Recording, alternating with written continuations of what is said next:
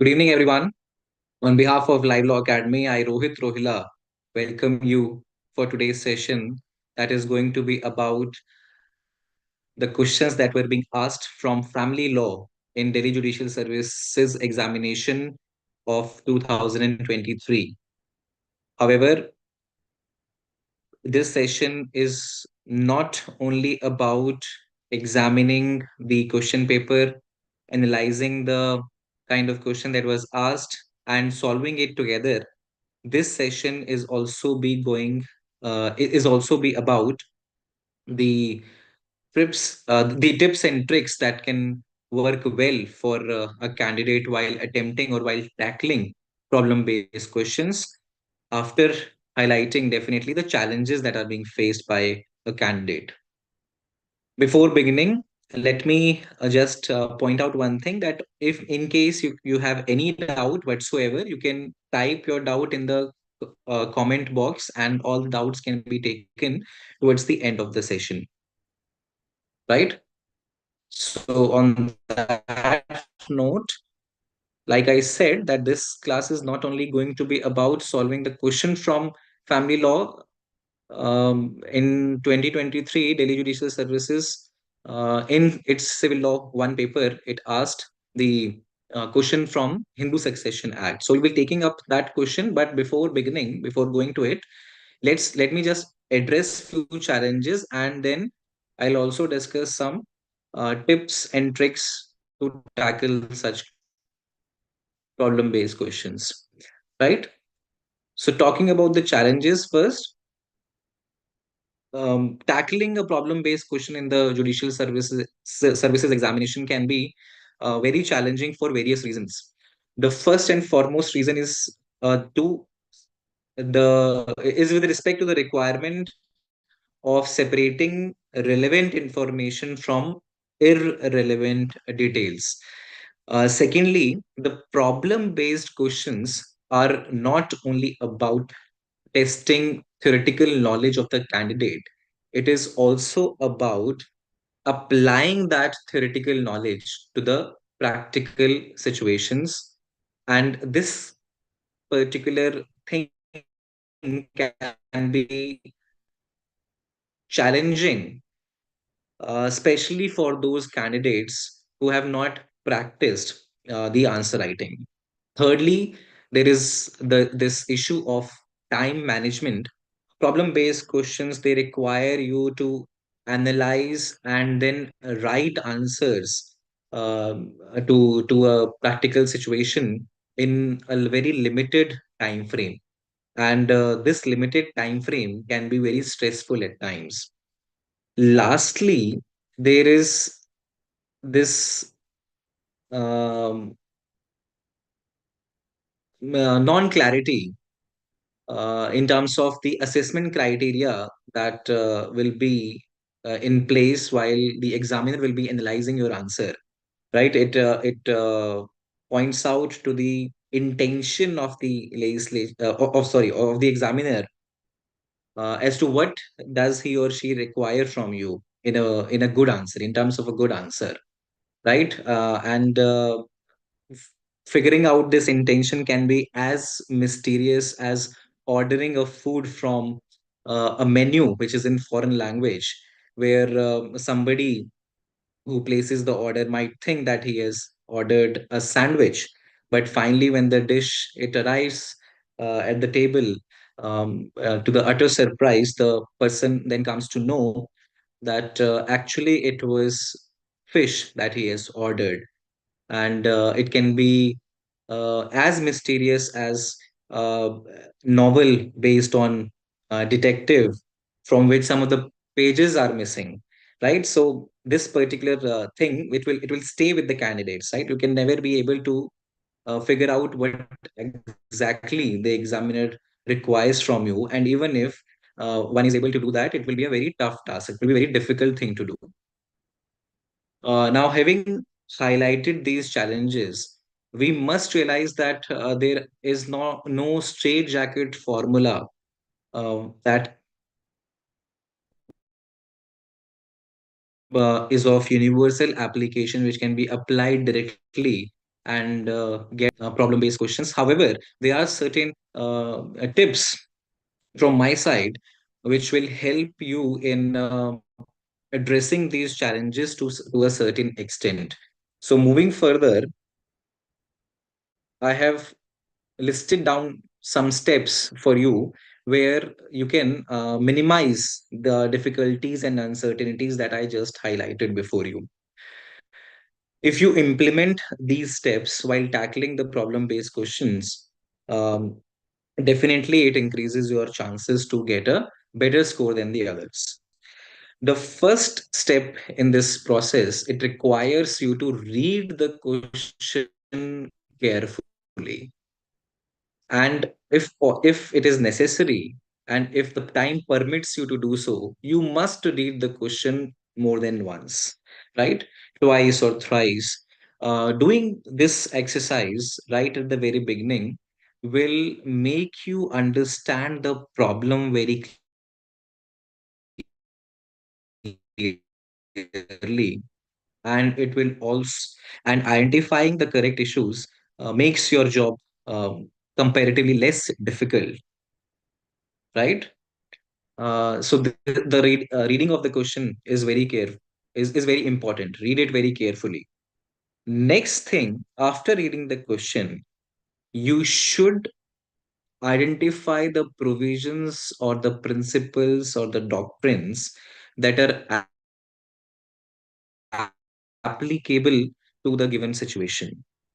Um, once you make such a determination, once you determine which provision is relevant, which principle is applicable, which doctrine should be highlighted in this particular situation, right? Once you do that, then you must make a sketch, a brief outline in your mind as to what is going to be the overall outlook of your answer. And for this purpose, further you can utilize something that I call ILAC method. Now, ILAC, it means issue, law, application, and conclusion method. In order to give a logical structure to the answer, you can follow this ILAC method, and you can answer the question in the same order. You can start with the issue, then highlight the law, the principles, and the doctrines involved. You can then apply that law, principle, or doctrine, whatever may be the case, to the factual situation, factual matrix given in the question paper, and finally, you must conclude with a concrete answer. In the form of, it can be in the form of determining the liability, it can be in the form of allowing or rejecting an application, it can be anything. So it must end with the conclusion. Keeping your answers open ended will not fetch you more marks, right? So this ensures that this ILAC method ensures that there is coherency in the overall structure of your answer.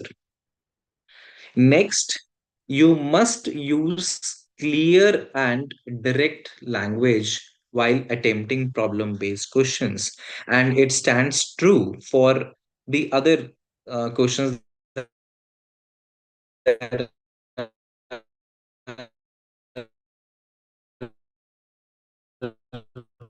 much simpler in nature, which are direct in nature. You must implement this principle while getting any kind of answer, um, because a temptation that generally arises while writing law, right, while answering, it is the temptation to behave like honorable judges of the Supreme Court and the high courts, right? If you succumb to such a temptation, then definitely the language that you will be using will not be as impactful as it requires to be in terms of the answer. It will unnecessarily complicate the overall answer, and the same thing will be reflected in your marks, right? So avoid this temptation. The answer might look very beautiful to you, might appear very beautiful to you in terms of the things it contains, right? But that is not the requirement of these examinations. You must read and prepare, right? But while writing, you must be as clear as and as direct as possible. right? I'm not demotivating you to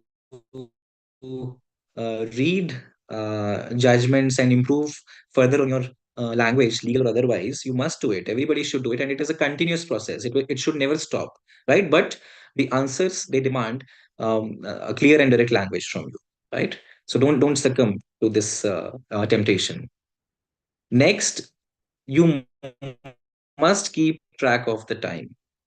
You must allot specific time period for each question, especially when attempting papers in states like Haryana and Delhi, where they ask very long problem-based questions, where you need to attempt sometimes more than 10 questions in 3 hours. Um, uh, then keeping if you lose track of the time, then definitely there will be some questions left unattempted. That takes you out of the list. I will be as blunt as possible with you, right? And I think I can afford to do that. It is for your own benefit.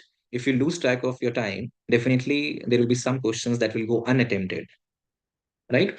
So a lot this time to for each question.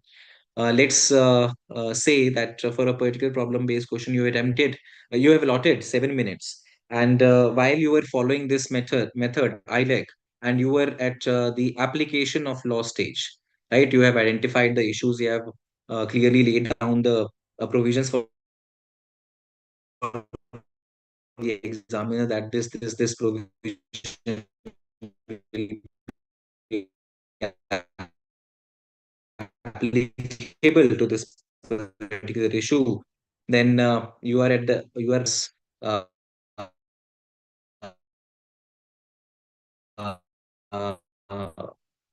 it is 7 minutes, right? It is cross 7 minutes. Must conclude the application part and just write 2 3 lines and just end your answer. It will not be conclusionless. At the same time, it will not hamper the other questions, the quality of other answers that you will be writing for other questions, right? So through these steps, by following these steps, you can minimize the difficulties and uncertainties that we just highlighted. Now, with this, I come to the question that I was talking about. It was asked in 2023 Delhi Judicial Services in Civil Law 1 paper. Civil Law 1 paper, it comprises of 200 marks and contains some of the important areas of law, including law of contract, specific relief act, Hindu law, Muslim law. Then it also contains subjects like Delhi rent control, DMC, NDMC, and one simply cannot ignore civil law 1, right? If you ignore it, then definitely you'll be moving each with each ignorance, you will be moving one step away from the final selection, right? So this was question number 6 in 2023 civil law 1 paper. Let's read the question very carefully. As I have highlighted, the first step, it involves reading the question very carefully. Let's examine the question and let's cull out the relevant information out of it, right? It says that a Hindu by religion owns a house in Delhi. So the property in question is a house in Delhi, purchased from his self-earned income. Now, property purchased from a self-earned income, this particular fact, it tells you about the nature of the property, right? Through this line, one can figure out that the property, that the house in question, it is the private property of A, right? Let's see whether it continues to be private property of A or not. That is a different issue, right? अभी तक ये लग रहा है कि ये private property है A की, where he was residing with his wife and son. In the year 2008, A dies intestate, which means A has not made any kind of will that can be enforced after his death, right? He died intestate and he left behind a wife, B, and the son C, and a married daughter, namely D. Right? So he has and the wife is also was also living. She was alive at the time of A's death in the year 2008. One another fact is also given here. Mother of A had predeceased him. Right? Mother of A had predeceased him. Then B and C, that is the wife and A's son, along with wife and children of A's son, that is, children of C, continued living in the house. After his death, they continued to live in the house. The wife, the son, and wife and children of the son. Right? All these people were continuously living after his death in the same house. Now B dies, that is wife of A. B dies in the year 2010 after 2 years of A's death. She also dies, but this time we have a will. So wife has made a will, and under that will, she has mentioned that all her assets must go to C. C is the son. तो सारे assets उनके will के हिसाब से किसको चले जाने चाहिए? C को चले जाने चाहिए. Now, after this also, C continued to reside in the house with his wife and two sons, namely E and F. Now, details of the children of A's son's son are also given. They are E and F. Both of them are sons, right? So C in the year 2020 now decides to sell the house. F, who is one of the sons of C, files a suit for partition of the house.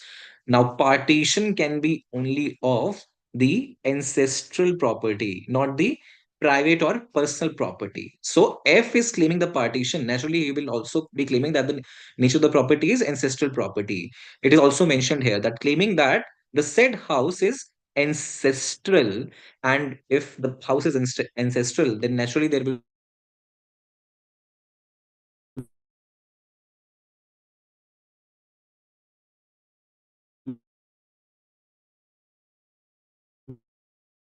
be co-parcenary interest created in favor of everybody. And he also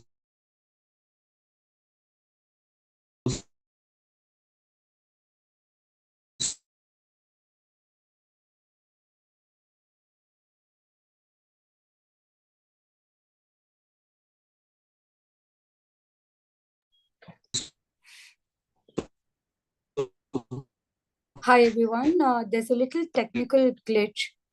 We'll just be back online in 2 minutes.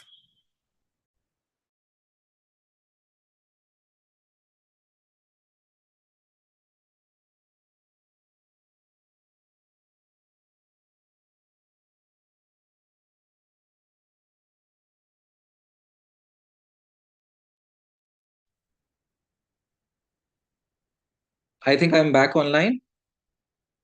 Yes, sir, you're back. Okay. So I think the question was covered till the time we got disconnected. Yes, sir, maybe we can start just a little further. But yeah. Okay. So I was reading out the question and um, highlighting the important facts that are going to be important in order to solve this question, in order to identify the issues. So the chart will look something like this, that A, who is the prepositus in this case, there was mother of A also, but she predeceased him, right? A is the prepositus. Now, he died in the year 2008, leaving behind a wife and son and daughter. The son and daughter, they are mentioned as C and D. The daughter is married. See, the wife is mentioned as B. Now, upon his death in the year 2008, the wife, the son, and son along with his children, that is E and F, both of them are also sons. E and F, they continue to live in the same house, which was the private property of A, the propositors, right? Afterwards, the question says in the 2010, that is 2 years after the death of A, the wife of A, that is B, also dies. But she has left a will in favor of C. All of the property, all of her private property, it will go to C as per the will. That is her son, right? Now, the issue that arises is when C tries to sell this house, he is a sort of, he is being stopped by his own son, F. F claims that the property in question is an ancestral property. Then there will be co-passory interest, and C cannot just like that alienate the property in favor of a third party, right?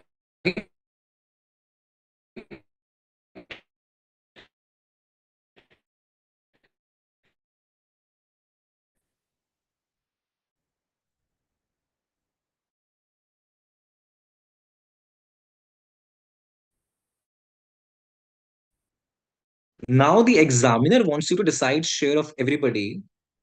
The examiner asks you that if B and not A was the original owner of the house, that is, one scenario is where the house belonged to A, the other scenario that you need to discuss is what if the house, right? So two scenarios have to be discussed. But before venturing into each scenario, we'll be discussing each scenario in details, right? But before venturing into them, we must realize that there is one fundamental issue which needs to be addressed first. And that issue is with respect to the nature of the property itself, right? Nature of the house, whether it is ancestral or private. And the question starts with the fact that A purchased the house with his own self-earned income, which makes the house to be a private property. But whether the same has continued to be private after his death in the year 2008 and after the death of the wife in the year 2010, whether it continues to be the private property, that is the issue. F claims that it has become ancestral, and C is acting under the belief that it is a private property. So let's first address this issue, then only we will be able to divide the property in terms of shares for everybody. So everything in this question depends on one fundamental issue: what is the nature of the property, whether it is private or ancestral. And without determining the nature of the property, nobody will be in a position to determine the shares, which is the actual demand of the question, right? Now, talking about the nature of the property, whether it is separate or ancestral, right? We must realize that it is a settled position in law that law will not move with the presumption that property uh, is a joint family property or is an ancestral property unless there is a nucleus available, and that nucleus is being utilized to fund everything, to purchase a property, to maintain the property, to maintain other expenses related to the property and the family members, right? Unless there is a nucleus present, the law cannot presume that a particular property is a joint family property. This is a settled position of law. Um, Further, the burden of proof will be on the person who alleges or who asserts that the property is a joint family property or ancestral property. That burden has to be discharged through evidences, right? Simply making assertions will not do the job, right? So, as I've said, that there is no presumption. The property cannot be presumed to be a joint family property. And existence of joint family or joint family members enjoying the property does not take you to the conclusion that property is a joint family properties. Remember, Mind you that the facts of this question also tells you that after the death of A, the property was actually um, enjoyed by all the members of the family, right? Including the son, the wife, and the children of the son. Right? All of them were using the property. All of them were residing. They continue to reside in the same house, right? But at the same time, this existence of joint family relationship or joint family members enjoying the same property simply cannot label the property to be joint family property, right? As I have said, that burden of proof, the BOP stands here for burden of proof. Burden of proof rests upon the person who asserts that any particular item of the property is joint. And the same observation was made by the Honorable Supreme Court in the year 2003 in the case of D.S. Lakshmaya versus L. Balasubramaniam, right? It says that the legal principle thereof, after discussing the law relating to joint family property, it says that, I think it was para 18, you can check it. In para 18 of the judgment, it is mentioned that it is observed that the legal principle, therefore, is that there is no presumption of property being joint family property only on account of existence of joint Hindu family. The one who asserts has to prove that the property is a joint family property. Now, the word prove here indicates that the person concerned who is asserting that the property is a joint family property, he needs to prove it through the evidence, right? Proof is always the subject matter of evidence. In the absence of evidence, we cannot say a particular thing is proved, disproved, or not prove, that the definitions that are given in BSA and Indian Evidence Act, right? So basically, the proof has to be there, and proof cannot be in the absence of evidences, right? Now, coming to the present case, as we have seen that F, that is son of C, A's son's son, he has simply made an assertion that the property is a joint family property. He has not supplied any concrete evidence that can point out that, or that can help the court to reach at the conclusion that it is in fact joint family property. So assertion is not supported by concrete evidence in this case. So when we apply this law laid down by Supreme Court in 2003 to the present factual metrics, we find that F's assertion, it holds no ground whatsoever. It cannot be said that F has discharged his burden of proving that the property is a joint family property, because there is no concrete evidence apart from an assertion, a simple assertion made by F. So the fundamental issue on which everything depends, right? That issue will have to be decided, not in favor of F, right? The property has to be treated as a separate property, and since it has to be treated as a separate property, any devolution of this property will have to follow the rules related to either the testamentary or non-testamentary succession, as the case may be. Because once a property is labeled as private property, I'm using PP for private property, right? The private property can devolve in two ways until unless it becomes a part of joint family property, right? It will devolve in either of these two ways. Either there will be a testamentary succession, that is through will, या तो वो will के through जाएंगी properties आगे further, right? Or in the absence of will, there will be non-testamentary succession. I'm using NTS for non-testamentary succession. Now, once the property is labeled as private property, as in this case, we have to see whether we need to apply non-testamentary succession rules as given in HSA.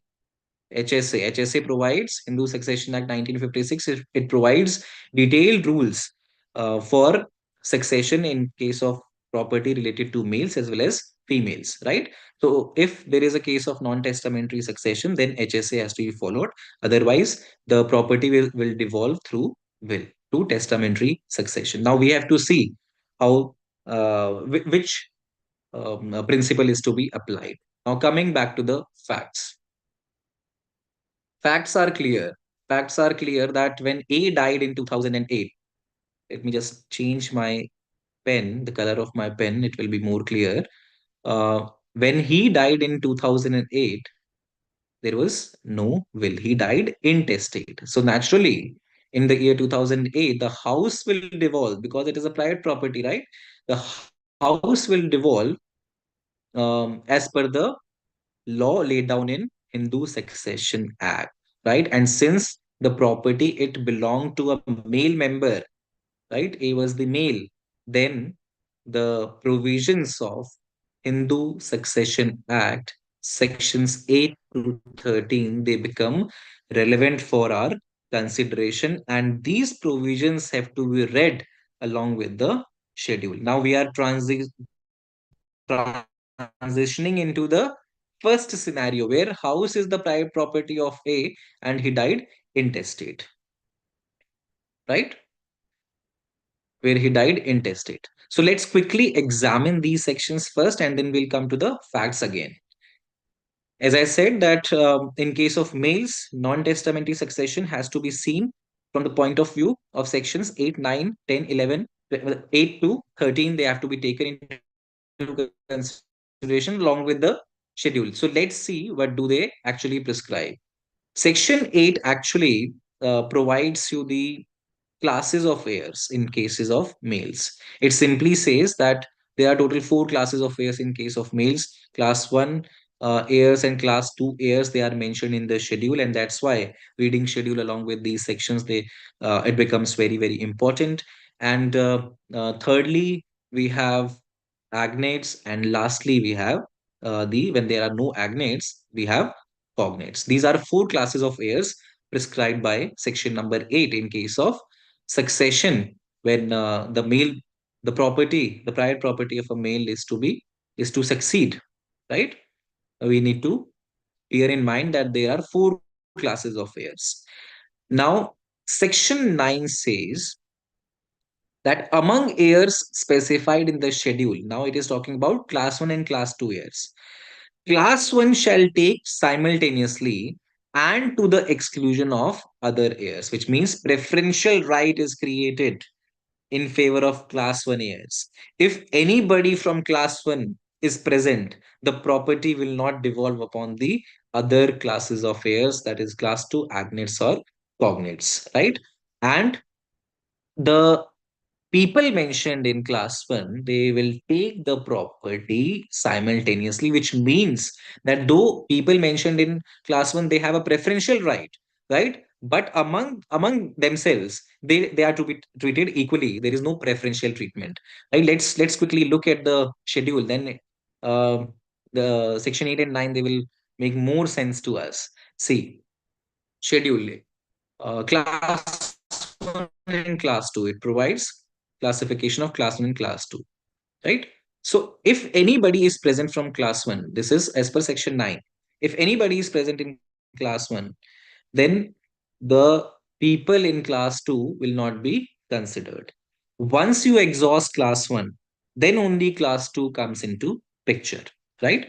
So class 1 contains people like son, daughter, widow of the propositors, that is wife, right? Mother, and then son of predeceased son, so on and so forth, right? We need not go for the purpose of this class. We need not go into the much details of these classifications, but this is just to appreciate what section 8 and 9 they actually prescribe. Section 8 provides you the classes of heirs, and then section 9 tells you how the property will devolve among heirs. It says that those in class 1 will have a preferential treatment. So you will not consider other classes of heirs until and unless you exhaust everybody from class 1, right? And then it also prescribes that class 1 heirs will take the property simultaneously, which means that if more than one people are there in class 1, they are present as class 1 heirs, then they will take the property of the propositors simultaneously. They will have the equal shares. Let's say there are two people from class 1, right? So they will take the property half each, 1 by 2 and 1 by 2 each, right? That is what is the meaning of section 8 and 9 when they are read together along with the schedule. Then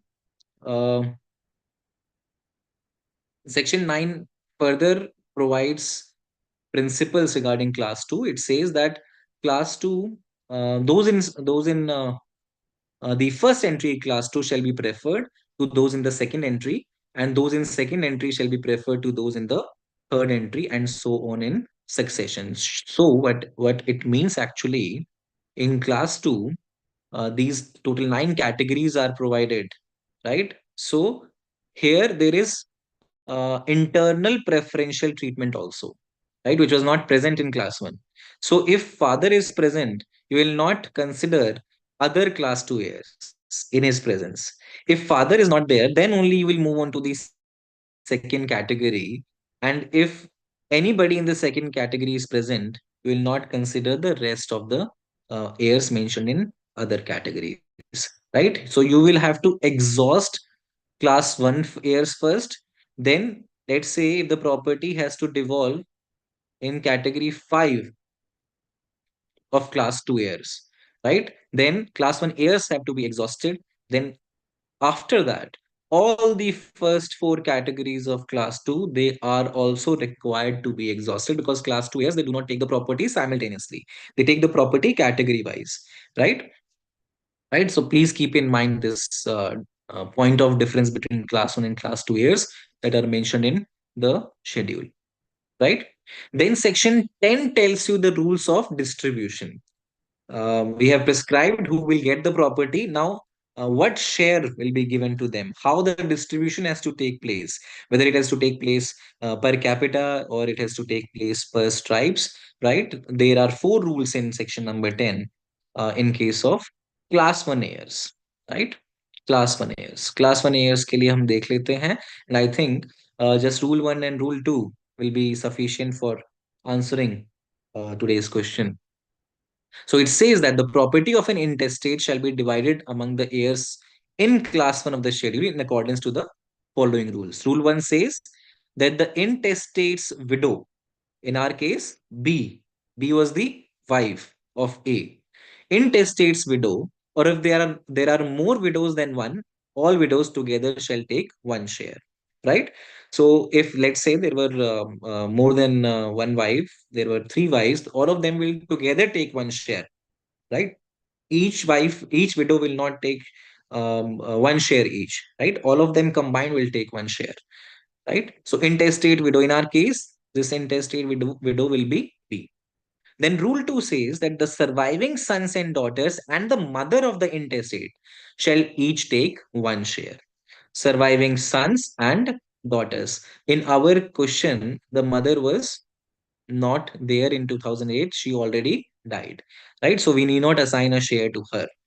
Um, Surviving son was there, yes, C, and daughter D. She was married, but she was surviving, right? So in presence of surviving sons and daughters, we need not consider rule number 3 and 4, because rule number 3 and 4, they are the rules of representation. They represent the branch of predeceased son and daughters, right? So since in our question the sons and daughters, they were surviving, the son and the daughter, both of them were surviving.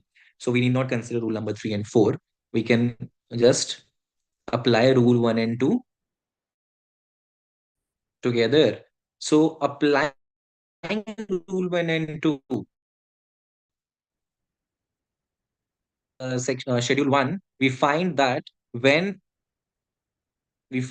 when A died intestate in 2008, right? The property, it needs to be succeeded through 1956 clearly, right? The property that he owned, it was self-acquired, not ancestral. And when he died, he had class 1 heirs present, right? Wife, B, son, C, and daughter. All of them are class 1 heirs. So in presence of class 1 heirs, you need not move further, and all of the class 1 heirs, they will take the property simultaneously. And when we read section number 10, along with these uh, rules, then the wife has to be assigned one share, the son has to be assigned one share, and the daughter, she also will get one share. So there will be three parts of the A's house. That is the property in question, right? Three equal parts. So wife will also get one third, son will also get one third, and daughter one three each will be given to them. Now, interestingly, there is another factor in scenario one, and that fact is after 2 years of A's death, B, the wife of A, has also died, and she has made a will of her property in favor of the son C. Right? That every property of B will have to devolve upon C now. So this one third that she got from the property of her husband, this one third will also have to be added to the one third of the son. Right? So upon B's death, B bequeaths her share in the share of the property to C through a will. Now there is a case of testamentary succession.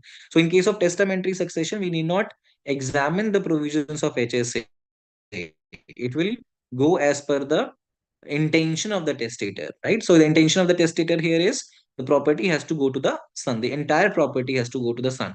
So whatever one third share she got from her husband's property, that one third now is to be added to the one third of uh, the share that she was getting, and now he will be having two-third of the ownership of the house, because one third will still be retained by the daughter, that is sister of C, right? So in scenario one third after the death of after the death of propositors, right? One third share will have to be given to everybody that were there from class one. Wife was there, mother was not there, right? The son was there and daughter was there. And since son and daughter were present, we need not apply the rule of representation.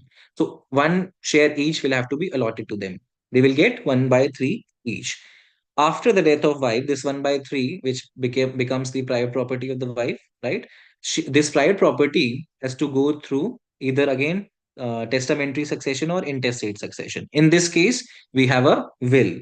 She has mentioned in that under that will that the property has to go to the son. So this one third now will have to be added to the son's share. So final outcome in scenario one, when the property was the private property of the male member, the senior male member, that is father of C, right? In that scenario, the final shares will look like this. C will get two-third, and the daughter of C will retain her one third, right? But this was only first scenario. The second scenario is still left. Second scenario asks you that what will happen to the shares if B and not A was the original owner of the house. Now, till now, we were discussing the intestate succession when the property belonged to a male, right? That is A. What if now the property belonged to that the house belonged to B, not A? So B was a female. Now you will have to examine the provisions relating to females, right? Similarly, to males, private property of females will devolve either through the provisions mentioned in Hindu Succession Act in case of non-testamentary succession, and in case there is a will, then obviously these provisions are of no use. The property has to go through the will only, right? So here also I've made two sub scenarios, sub situations in scenario two. If there is again a case of non-testamentary succession, then sections 15 and 16 of Hindu Succession Act, they are to be analyzed, right? Section 15 and 16, they deal with the devolution of property in case of females, right? In case of females, it will be advisable if we first read section 16 and then move on to section 15. Section 16 tells you the order of succession and the manner of distribution, whereas section 15 again tells you the classes of heirs in case of females, the way we have seen under section 8 in case of males. Right? In case of females, the classes of heirs are mentioned in section 15. So section 16 says, just who are mentioned in section subsection 1 of section 15. We'll see. Among the heirs specified in subsection of section 15, those in one entry shall be preferred to those in succeeding entry, and those included in the same entry shall take the property simultaneously. Now let's see what section 15 subsection 1 actually says. It classifies the like I said, it classifies the heirs in case of property belonging to females. Firstly, the property will devolve upon the sons, the daughters, and this includes children of predeceased son or predeceased daughter and the husband. These are mentioned as first classes of heirs, right? The first class comprises of husband and children, and children includes also the children of predeceased son and daughter, right? These are class one, first category, which we should not use the word class one, right? First category of um, heirs in case of females. So rule 1 of section 16 says that that category wise, this first will be preferred over second, and second will be preferred over third, and so on and so forth. So you will have to exhaust first category first, then move on to the next one, right? So if anybody from the first category is present, the property will not develop on the other categories of heirs, right? So if son, daughter, husband, or any one of them is alive, then heirs of husband have no role to play, right? Then it also says that those included in the same entry, they shall take the property simultaneously. So if sons, daughters, and husband, all of them are present, right? Naturally, they have to, if we apply section 16, rule 1, they will have to take the property simultaneously, just like the way it was happening in case of class 1 heirs, right? And each category of class 2 heirs, they will take the property simultaneously, they will take the share in the property equally. So if sons, daughters, and husband they are present, they will take the property in equal shares. Now, in our case, what happened? The wife, in our case, the wife she died after her husband, right? So, as per section 15, husband was not there, but sons and daughters, the son and the daughter, they were alive. So the first category of heirs were present. So we need not consider other heirs of the female. First category, son and daughter, when we apply section 15 and section 16, rule number 1 together, right? Both of them will take equal shares in the house, that is 1 by 2 and 1 by 2, right? Here we need not assign any share to the husband because the husband has already died. She died later. She died in 2010, husband died in 2008. What if the case is of testamentary succession? What if the later facts, they remain the same, that before dying, she made a will, and she made a will in favor of the son, that is C. Then C will take the entire property, and nobody can raise his or her eyebrow, right? It is as simple as that. Now, with this, we come to an end of today's session, and I sincerely believe that it was of some help to you, and now you will be able to approach the problem based questions with much more confidence. And in case if you have any doubt, now I will take them. Let me just go through the comment section.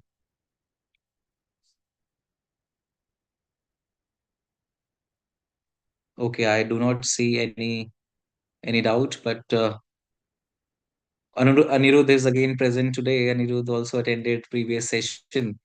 Okay, Anirudh, did you like? Okay, thank you so much. We will be having more such sessions. Then with this, we can end this session. But before ending, I will just like to point out that if you really like this session, you must explore the comprehensive course that we have come up for judicial services examination preparation, wherein we will be dealing with these topics with much more details, and we'll be discussing equal same kinds of tricks and tips for you. You can make the most out of it. We'll be providing you with the exam specific modules, and we'll be giving you one-on-one attention. We'll be mentoring you at every step of your way. So please do explore that. And also, I would also like to make a request that you please subscribe to our channel so that you do not miss any information relating to any these kinds of sessions. And hopefully, I'll see you in the next session or in the classrooms. Thank you very much. Take care. But please remember, answer writing is all about practice, right? These tips that I gave you today, they will work. They will work that only when you practice them regularly. So I advise you to practice on your own. If you need us, we'll be there for you. Swatantra says it was a very good session. Thank you, Swatantra. And we intend to provide um, quality content to everybody. Thank you very much. Thank you.